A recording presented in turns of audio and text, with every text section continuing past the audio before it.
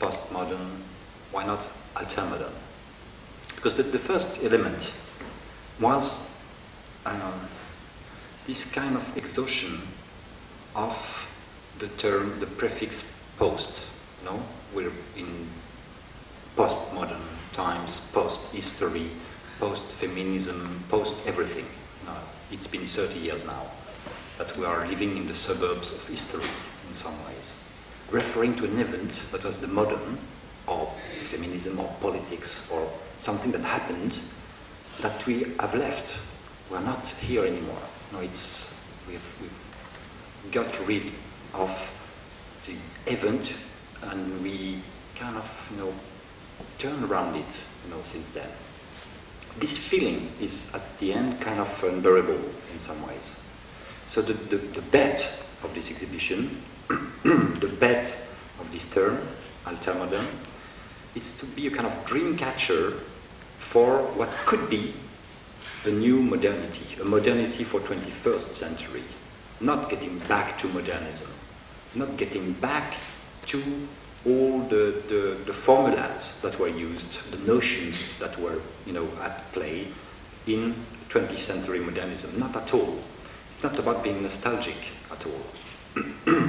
It's not the will to get back to the notion of progress, which actually was the fuel of modernism. It's trying to find something else. And if there's one idea in this exhibition, it's the fact that maybe today, at the surface of this planet, there are signs, clues of the possibility of this new modernity.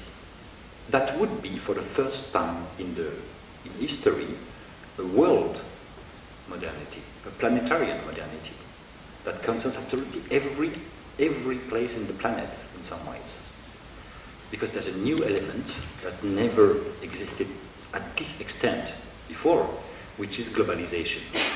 We are living in a totally different situation than ever. It's a totally new situation. And out of this process, which is generally described, and for good reasons, as a negative process of standardization, homogenization of the planet, there might be a way to fight back in some ways. I really believe in singularity, for example. I really believe in the possibility of developing differences and not living under the same standardized, culture. But this has to, it's not easy, because the strength of the globalization, the economic globalization movement is very massive, actually.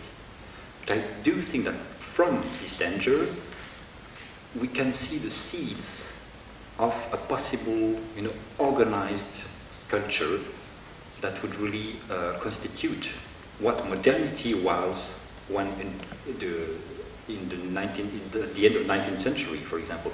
Never forget that modernity, and I really, stand for it, was born as a reaction to one level of standardization, which was the industrialization of the world, of the Western world.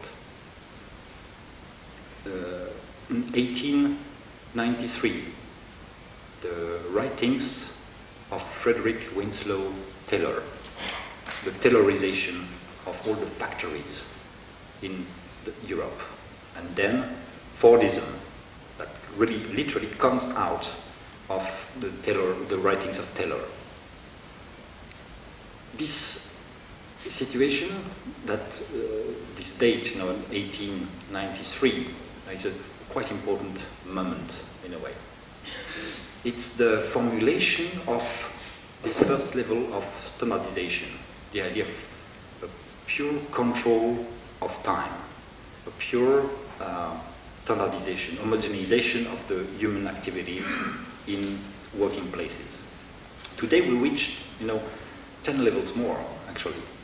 Our everyday life is totally submitted to these ideas whose seeds are actually in the writings of Frederick Winslow Taylor.